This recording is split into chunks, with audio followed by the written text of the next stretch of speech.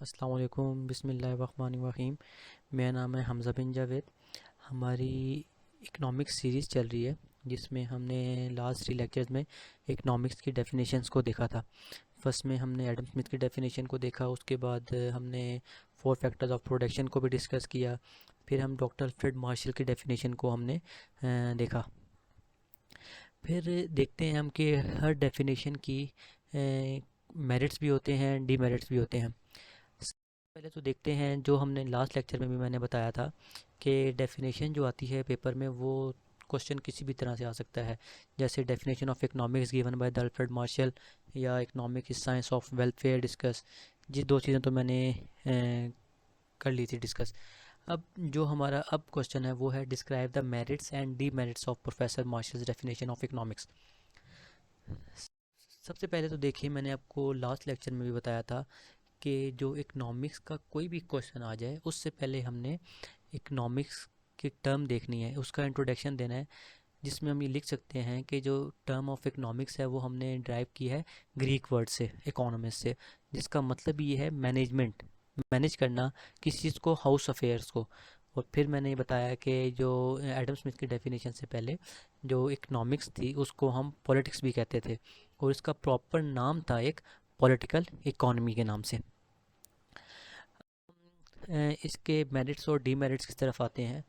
तो जो सबसे जो पहला मेरिट है इकोनॉमिक्स की अल्फ्रेड मार्शल की डेफिनेशन का, वो ये था कि better than the previous definition से मतलब ये है कि जो क्लासिकल स्कूल ऑफ थॉट्स थे, जो एडम स्मिथ था, एडम स्मिथ के मानने वाले थे, उन्होंने जो जो डेफिनेशन लिखी थी, ये डेफिनेशन उससे बहुत ज़्यादा बेहतर है। क्योंकि जो डॉक्टर अल्फ्रेड मार्शल हैं, उसने अपनी इकोनॉमिक्स की डेफिनेशन में दौलत दौलत को ही डिस्कस किया था। मगर जो उन्होंने कहा था कि जो दौलत का जो मकसद है, उसका जो कमाने का जो मेन मकसद है वो क्या है, इंसान की ही फलाह बहबूद है। मतलब इंसान की फलाह बहबूद कह सकते हैं आप, इंसान की खुशनुदी कह सकते हैं, इंसान मतलब इंसानी खुशनुदी भी कह सकते हैं इसको। इसी वजह से इस डेफिनेशन को पिछली जितनी भी डेफिनेशंस हैं उनसे बेहतर कहा गया है, क्योंकि इसने इंसान की मतलब कि जो ह्यूमन वेलफेयर है उसमें इंटरेस्ट अपना शो किया था। तो इस की वजह से हम कह सकते हैं कि जो इकोनॉमिक्स की जो डेफिनेशन अल्फ्रेड मार्शल की, वो एडम स्मिथ की डेफिनेशन से और एडम स्मिथ को मानने वालों की जो डेफिनेशन थी उनसे बेहतर है। जिसको हम कह सकते हैं ये भी कि जो क्लासिकल स्कूल ऑफ थॉट्स के जो थे लोग, इकोनॉमिस्ट थे, उनसे बेहतर हैं new classical school of thoughts. अब जैसे यहाँ पे डेफिनेशन में भी लिखा हुआ है कि जो Marshall definition is comprehensive than those of classical economists. In this definition, the word wealth, just as wealth, rather it is used as a mean to achieve human welfare.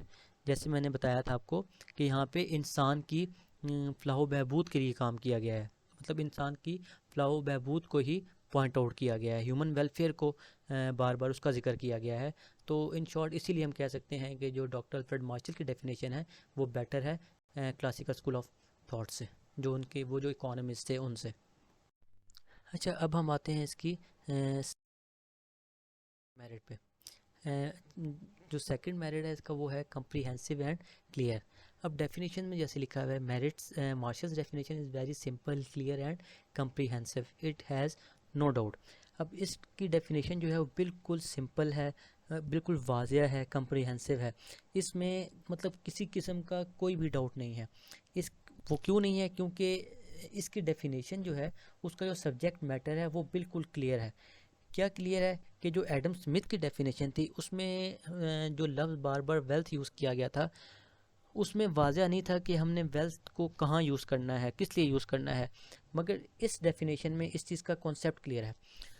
हर इंसान ये चाहता है कि जो उसकी ज़िंदगी है वो बिल्कुल एक अच्छी गुजरे, वो अच्छी तरीके से अपनी ज़िंदगी को गुजारे। और इस ऑब्जेक्टिव के लिए वो मतलब कि मटेरियल रिक्विजिट्स उसको चाहिए होते हैं, उनकी ज़रूरत होती है, और वो इन्हें क्या करता है, हासिल करने के लिए वो मतलब कि कोशिश करता रहता है। और इन्हीं जो यूज़ कर और इन कोशिश भी करता है और इन्हें वो यूज़ भी करता है जब वो हासिल कर लेता है।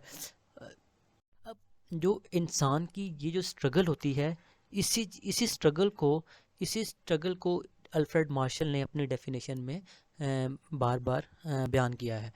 जैसे यहाँ पे Marshall's definition is very simple, clear and comprehensive. It has no doubt the study of definition clarify the subject matter of economics.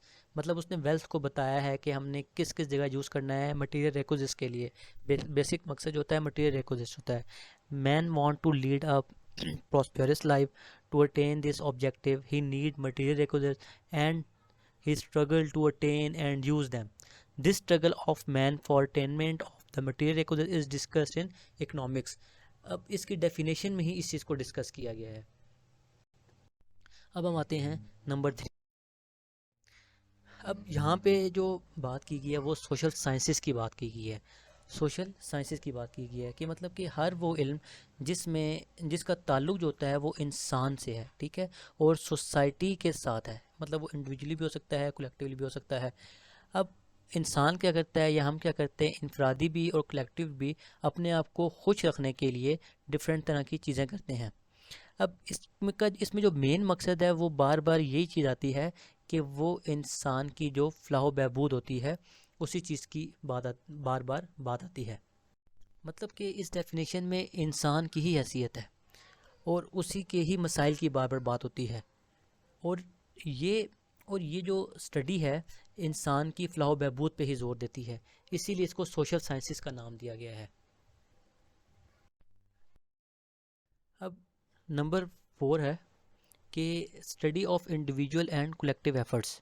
मतलब इसको देख के ही अंदाज़ा हो जाता है कि जो इकोनॉमिक्स की जो डेफिनेशन है अल्फ्रेड मार्शल की, वो यही है कि स्टडी की गई है बहुत इंडिविजुअली भी और कलेक्टिवली जो एफर्ट्स होती हैं एक इंसान को खुश रखने के लिए, अपनी एक सोशल लाइफ को खुश रखने के लिए, अपनी पूरी सोसाइटी को खुश रखने के लिए जो जो एफर्ट्स होती हैं उनका जिक्र किया गया है।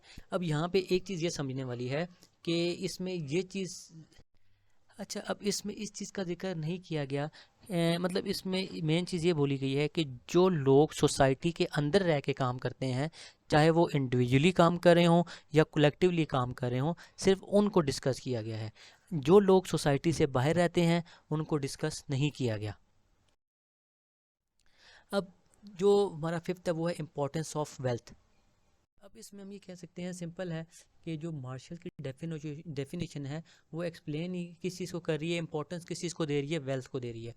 और इसमें ये चीज़ बताई जा रही है कि जो एक आदमी है उसकी जो स्ट्रगल है, किस चीज़ की स्ट्रगल, वेल्थ को हासिल करने के लिए, उस चीज़ को वो बार बार बयान कर रही है।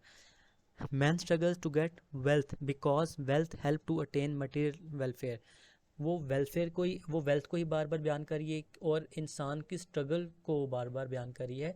किसकी स्ट्रगल, वेल्थ हासिल करने के लिए। और वेल्थ की ही वजह से ही इंसान की जो है मटेरियल जो वेलफेयर होती है वो कंप्लीट हो सकती है। अब हमारा है पॉइंट नंबर 6, और वो है हमारा harmonious with modern economic concept.